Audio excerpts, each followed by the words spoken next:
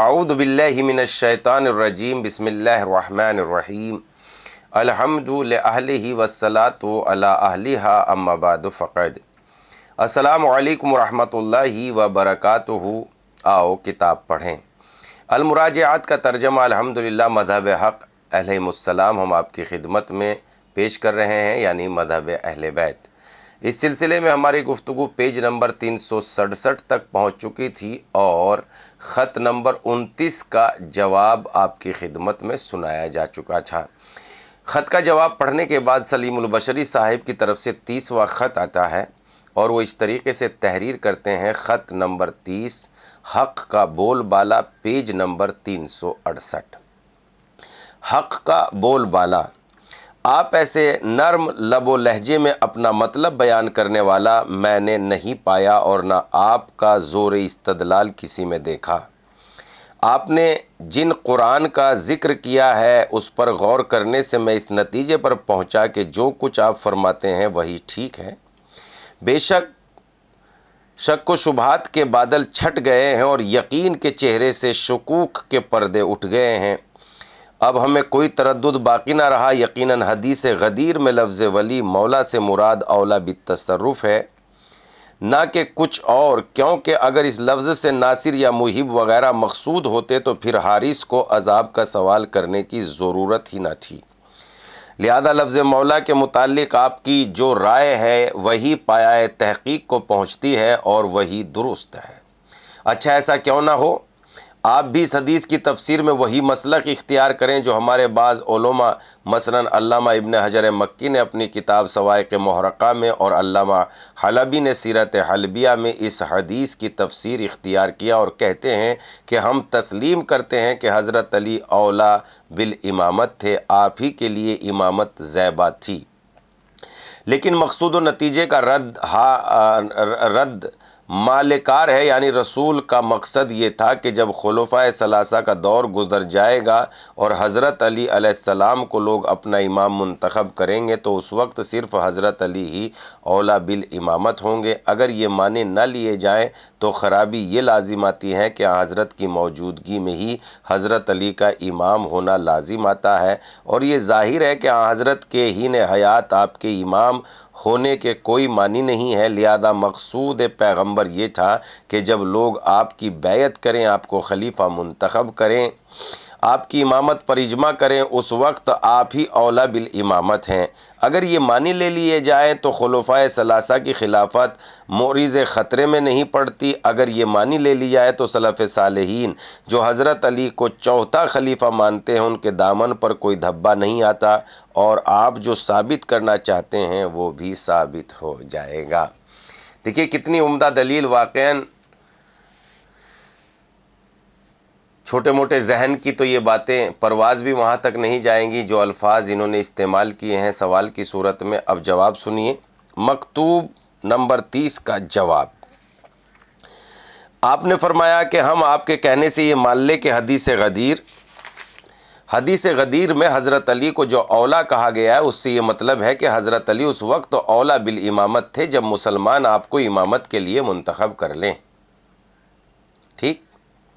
آپ کی بیعت کریں، لہذا آپ کے قول کی بنا پر حضرت علی کا اولا ہونا جس کا اعلان رسول اللہ نے بروز غدیر کیا تھا با اعتبار مال و نتیجے کے تھا۔ حضرت علی زمانہ آئندہ میں اولا بالامامت تھے، فی الحال نہیں۔ جس وقت رسول نے فرمایا تھا اس وقت نہیں۔ دوسرے الفاظ میں آپ کا مطلب یہ ہے کہ حضرت علی بالقوت اولا بالامامت تھے، بالفعل نہیں،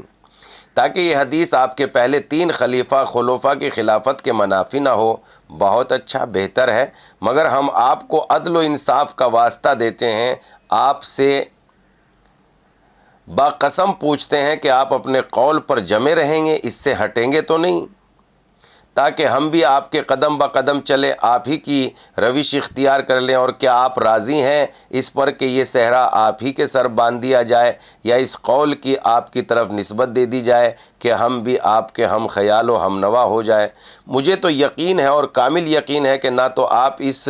معنی پر جمے رہیں گے اور نہ ہی اس پر راضی ہوں گے۔ ہمیں تو یقینی طور پر علم ہے کہ اس کا آپ خود ان لوگوں پر تعجب کرتے ہوں گے جو اس معنی کے مراد ہونے کا احتمال پیدا کرتے ہیں، حالانکہ نہ تو الفاظ حدیث اس معنی کو بتاتے ہیں اور نہ حدیث سن کر کسی نتیجے، نہ حدیث سننے والے کے ذہن میں یہ معنی آتے ہیں، اور نہ یہ معنی حکیم اسلام کی حکمت اور بلاغت سے لگاؤ رکھتا ہے۔ نہ غدیر کے دن حضرت علی کے غیر معمولی افعال و اقوال سے اس معنی کی کوئی مناسبت ہے، اور نہ قطعی قرائن سے جن کا ہم نے سابق میں ذکر کیا ہے کوئی ربط ہے، نہ حارث بن نعمان فہری کے سمجھے ہوئے معنی سے کوئی تعلق ہے، علاوہ اس کے کہ آپ کا یہ کہنا کہ حضرت علی اولا بالامامت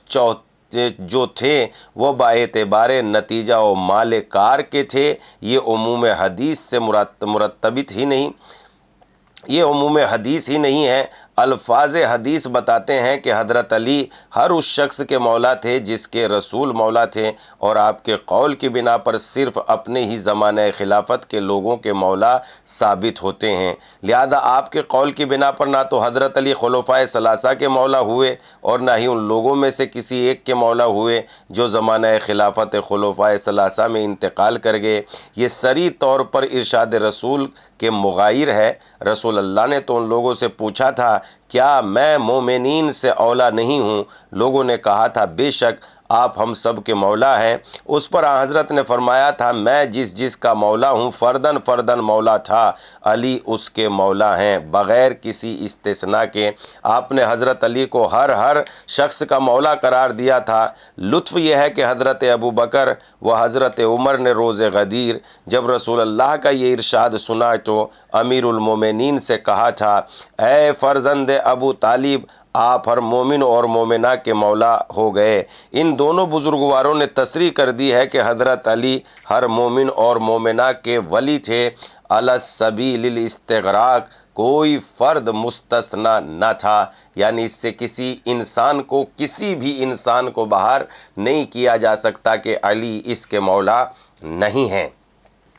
ایک مرتبہ حضرت عمر سے کہا گیا کہ آپ حضرت علی کے ساتھ ایسا مخصوص برتاؤ کرتے ہیں جیسا کسی صحابی پیغمبر کے ساتھ نہیں کرتے۔ حضرت عمر نے جواب دیا، یہ میرے مولا ہیں۔ حضرت عمر کا صریح اقرار ہے کہ آپ ان کے مولا تھے، حالانکہ اس وقت نہ تو لوگوں نے آپ کو خلافت کے لیے منتخب کیا تھا اور نہ آپ کی بیعت ہی کی تھی، لہذا قطعی طور پر ثابت ہوا کہ حضرت علی معلن مولا تھے۔ جس وقت پیغمبر نے خدا کے حکم سے برسر منبر اس کا اعلان کیا، اس وقت سے مولا ہو گئے۔ دو اعرابی کسی نزاعی مسئلے میں یعنی جھگڑ رہے تھے کسی مسئلے میں، حضرت عمر کے پاس فیصلے کے لیے آئے۔ حضرت عمر نے حضرت علی سے کہا، آپ فیصلہ کریں۔ ان میں سے ایک نے کہا، یہ ہمارا قصہ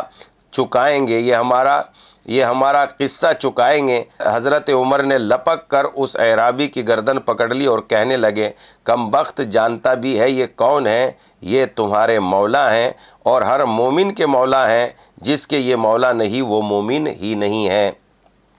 اس بارے میں بہت سی روایات و حدیث موجود ہیں، آپ اس سے بھی بے خبر نہ ہوگے کہ علامہ ابن حجر مکی اور ان کے ہم خیالوں کی اپج جو انہوں نے حدیث غدیر میں نکالی ہے صحیح سمجھ لی جائے تو اس کا نتیجہ یہ نکلے گا کہ معاذ اللہ پیغمبر کا غدیر کے دن ہر قول و فعل بیہودہ اور محمل سمجھا جائے گا۔ رسول ہر ضیاء کار سمجھے جائیں گے، کیونکہ علامہ ابن حجر کی اس میں نرالی منطق کے بنا پر غدیر کے دن اس سارے ساز و سامان غیر معمولی اہتمام کا مقصد ہی کچھ نہیں نکلتا سوائے اس کے کہ رسول یہ بیان کرنا چاہتے تھے کہ علی کی جب لوگ بیعت کر لیں تب یہ اولا بالامامت ہوں گے، اور یہ معنی تو ایسے ہیں کہ سمجھ والے تو سمجھ والے نہ سمجھ بھی ہنس دیں گے۔ اس معنی کی بنا پر امیر المومنین کو امتیازی کیا حاصل ہوا؟ دوسرے کے مقابلے میں آپ کی خصوصیت ہی کیا ثابت ہوئی؟ اس لیے کہ جس کی بیعت ہو جاتی ہے امامت کے لیے، جس کو بھی مسلمان منتخب کر لیتے ہیں اولا بالامامت ہوتا ہے۔ اس معنی میں تو حضرت علی اور آپ کے ماں سوا تمام صحابہ سب ہی برابر ہوئے۔ اگر آپ کی نرالی منطق درست سمجھ لی جائے تو یوم غدی رسول اللہ نے چلچلاتی دھوپ میں تپتی زمین پر لاکھوں مسلمانوں کو روک کر اتنا زبردست اہتمام فرما کر کون سی اہم بات فرمائی بمقابلہ دیگر اصحاب، کون سی مخصوص فضیلت حضرت علی کی بیان کی۔ علامہ ابن حجر وغیرہ کا یہ کہنا کہ حضرت علی کا اولیٰ بالامامت ہونا مالن اگر نہ مانا جائے تو اس صورت میں حضرت علی کا رسول اللہ کے جیتے جی امام ہونا لازم آئے گا، تو یہ نرالی فریب دہی ہے، اور انبیاء اور خلفاء و ملوک امراء کا جو دستور ہمیشہ سے چلا آ رہا ہے وہ ہمیشہ اپنی زندگی میں ہی اپنا جانشین مقرر کرتے ہوئے آئے ہیں۔ اس غفلت شیاری اور تغافل کشی اور تغافل سے یہ حدیث انت منی بمنزلت ہارون من موسیٰ جس مطلب پر دلالت کرتی ہے، اس سے عمدن ناواقفیت کا اظہار اور دعوت عشیرہ کے موقع پر حضرت نے جو فرمایا فَاسْمَعُوا لَهُ وَأَطِیعُوا، ان کی بات سنو اور اطاعت کرو، ان کی بات سننا اور ان کی اطاعت کرنا یا ایسے جیسے دیگر ارشادات پیغمبر کو بھلا دینا ہے۔ علاوہ اس کے اگر ہم تسلیم بھی کر لیں کہ علی کا اولیٰ بالامامت ہونا غیر ممکن ہے کیونکہ رسول اللہ کی زندگی میں ان کا امام ہونا لازم آئے گا، تو کم سے کم رسول اللہ کی آنکھ بند ہونے کے بعد سے تو حضرت علی ہی کو اولیٰ بالامامت ہونا چاہیے، بیچ میں فاصلہ تو نہ ہونا چاہیے، جیسا کہ طے شدہ مسئلہ ہے۔ علماء معنی و بیان کا بتایا ہوا قاعدہ ہے کہ جب کسی حقیقی معنی پر عمل کرنا دشوار ہو تو مجازی معنوں میں جو معنی قریب ترین ہو اس پر عمل کر لینا چاہیے۔ لہذا من کنت مولا فہذا علی مولا میں لفظ مولا کو اگر اس کے حقیقی معنی اولیٰ بالتصرف پر حمل کرنا دشوار سمجھتے ہیں کیونکہ نبی کی زندگی میں امام لازم آئے گا، تو اس کے یہ معنی سمجھے جائیں کہ رسول کی آنکھ بند ہوتے ہی بغیر کسی فصل کے یہ اولیٰ بالامامت ہے۔ رہ گیا کہ مولا سے اولیٰ بالامامت اگر مالن مراد لیا جائے تو سلف صالحین کا احترام باقی رہے گا، حالن اولیٰ بالامامت سمجھا جائے تو نہیں، تو یہ بالکل ہی غلط ہے۔ مولا سے اولیٰ بالامامت حالن مراد لینے پر بھی سلف صالحین کے دامن پر کوئی دھبا نہیں آ سکتا، ان کا احترام تعویل کے بغیر بھی باقی رہتا ہے، جیسا کہ ہم آئندہ اگر ضرورت پیش آئے گی تو ہم اس کی وضاحت کریں گے۔ پیج نمبر 368 سے شروع ہو کر گفتگو پیج نمبر 374 تک پہنچ گئی ہے، لہذا اب ہم یہیں پر گفتگو کو تمام کرتے ہیں، اور ان دلائل کو آپ واقعاً سنیے اور سمجھیے اور بار بار سمجھنے کی کوشش کیجئے کہ کہا کیا جا رہا ہے۔ کتنی عظیم باتیں آپ کی خدمت میں حضرت علی علیہ السلام کی ولایت سے متعلق پیش کی جا رہی ہیں۔ آپ بھی اس میں ہمارے شریک کار بن کے، ہمارے مددگار بن کے، ناصر و دوست بن کر اس کو دوسری طرف فارورڈ کیجئے تاکہ بہترین نتیجہ حاصل کیا جا سکے۔ والسلام علیکم ورحمۃ اللہ۔